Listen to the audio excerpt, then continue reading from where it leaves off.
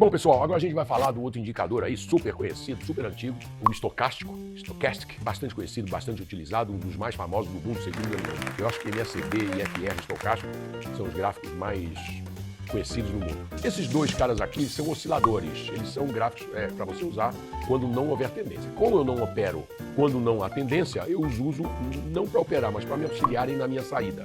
De certa maneira vai ser uma operação. Vou botar ele grande aqui, em destaque, para a gente poder ver melhor. Esse daqui é o estocástico. Vocês estão vendo que você tem um sinal aqui de 80 e de 20. É que as pessoas às vezes colocam uma linha aqui e outra aqui para dizer que o mercado para cima do 80 está sobrecomprado e que para baixo do 20 está sobrevendido. Aqui, na verdade, essa linha azul é a linha do cálculo do estocástico, a linha do estocástico. A linha amarela é uma média móvel que eu coloco no gráfico para quê? Para que eu possa decidir que horas que eu vou dizer, ó, agora é venda, agora é compra. Porque cruzou aqui. Mas se eu não tivesse a linha amarela, onde é que eu ia vender? Aqui, onde é que eu ia vender? Dessa maneira, eu tenho uma coisa que me diz, ó, vende aqui agora, pronto. Para que você possa ter um método, porque se eu deixar subjetivo aonde você teria que fazer a venda pelo estocástico, ficaria difícil de eu estar ensinando para vocês a operar com essa porcaria. A gente precisa ter uma coisa que eu possa dizer, olha, quando você vira assim, é para você vender ou é para você comprar. Em primeiro lugar que eu quero falar que o estocástico é uma função limitada entre 0 e 100, ele nunca passa de 100, nem nunca perde o 0, e ele fica oscilando ali no meio. Existem algumas características, algumas coisas legais para você ver no estocástico, que eu vejo que as pessoas veem muito erradas, né?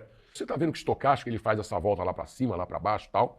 Quando ele tem perda de tendência, imediatamente ele faz esses movimentos, você vê que é um movimento limpo, lá de baixo até lá em cima, ó, não teve nenhuma orelhinha assim no meio do caminho, nenhuma apurrinhação.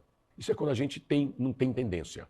O lugar de ver tendência é no DMI, mas dá para você sacar algumas coisas aqui no estocástico. Quando a gente tem tendência, ele tenta desenhar essas orelhinhas assim. Por quê?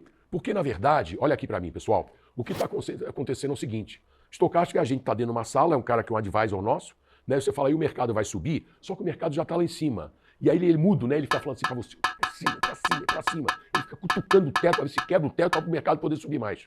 E a mesma coisa quando é para baixo, ele fica batendo o pé e apontando para baixo assim, ó. Ele fica fazendo esse movimento. Muita gente olha e fala assim, o estocástico aqui está muito alto e vendeu, vamos vender. Se danou. Na época que o Fernando Henrique estava ganhando do Lula, o mercado subiu 17 dias seguidos. No terceiro dia, o nego já estava dizendo que era para vender, porque o estocástico estava alto. Se mataram. Quando chegou no 7º dia de alta, né, os caras vieram, não, 7 é o número cavalístico. Então, como é cavalístico, né, o cavalo vai lá e opera. Chegou lá no 7º dia, eles venderam. No 8º dia, acabou o estoque de hipoglose e KY no mercado de São Paulo. No dia seguinte, acabou. Todos foram enrabados sem dó, com cerol. 14 dias de alta. Pô, é duplamente cavalístico. Então vamos vender dobrado. Venderam dobrado, meu irmão. Aí nego não andava mais, nego puxava a perna. Totalmente enrabado. Por quê? Porque estava olhando só estocástico e pior, não sabia ler estocástico. E muita gente não sabe ler. E eu vejo muito professor falando merda. Né? Eu acho que os caras deviam... Eu acho que quando o cara vai dar uma aula, ele tem que saber. O cara vai dar aula de geografia, ele precisa saber de geografia, porra. Não, ele sabe matemática, mas dá aula de geografia. Pombas. Então o cara vai dar aula, ele precisa saber, porra. Então, todas as vezes que nós fazemos assim, que eu chamei de peruquinhas, que é que vem do verbo to perucate in English, ou se você preferir, por que eu dei o peruquinha, na verdade? Porque eu imaginava aquele rosto que a criança desenha, os dois olhinhos, o nariz, a boca, e o cabelo sempre é uma peruquinha igual a essa. Então, como eu tenho um linguajar altamente técnico, aprendi na Université de la Sorbonne, isso daqui chama-se peruquinha. Bom, como é que a gente vê isso, pessoal? Vamos dar uma olhadinha aqui. Eu quero mostrar para vocês, quero que vocês olhem. Repara o seguinte, dá uma olhada aqui no gráfico, olha só. Tá vendo aqui que ele fez uma tremenda de uma peruca aqui, ó, para cima, para baixo, batendo no teto, dizendo que era para subir, Olha aqui do lado esquerdo o que estava acontecendo, olha lá a subida. Repara que nesse momento nós tínhamos tendência, olha lá. Então, quando nós temos tendência, nós temos uma peruquinha. Ou seja, sinal de peruquinha é tendência entrada ou entrante. Portanto, se está lá em cima, vendeu, mas está querendo montar figurinha, não é para você trocar de posição. Isso acontece também do lado de baixo. Repara que aqui a gente tem tendência de venda, olha lá o branco subindo aqui, dentro do amarelo em cima, o vermelho embaixo, que é uma venda. Repara que ele também faz uma peruquinha aqui. E aqui outra peruquinha, aqui a tendência subindo, o branco lá subindo, dentro de uma compra. Então faz peruquinha em cima. E sempre assim. Então o fato do estocástico ter vendido a 96, isso isoladamente não é motivo para você estar vendendo porra nenhuma. Se você fizer isso, bicho, você vai ficar entregando. Me avisa toda vez que você for fazer isso, que de repente eu posso te dar liquidez. Legal? Pode ligar para mim, não tem problema nenhum. Então o estocástico é importante que a gente olhe, e tem uma outra característica também importante, só para vocês ficarem ligados. Quando ele tem perda de tendência, ele faz um movimento muito rápido. O estocástico sai lá de 90 e não sei quanto para 4, põe 1 a 2 barras. Ele é, no meu sistema, o coelhinho, ele é o rapidinho.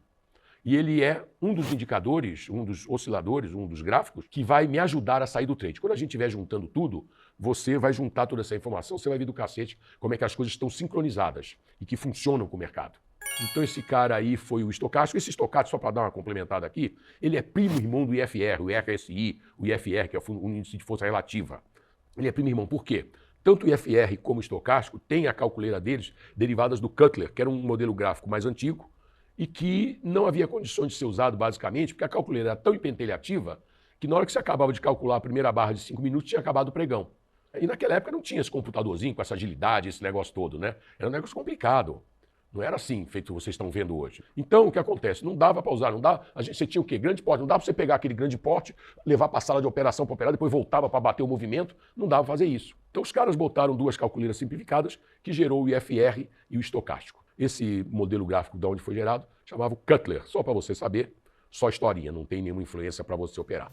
Mas é isso daí, porque você vai ver o estocástico, se você botar o IFR embaixo, o 7, o meu estocástico com 833, você vai ver que os movimentos são praticamente iguais.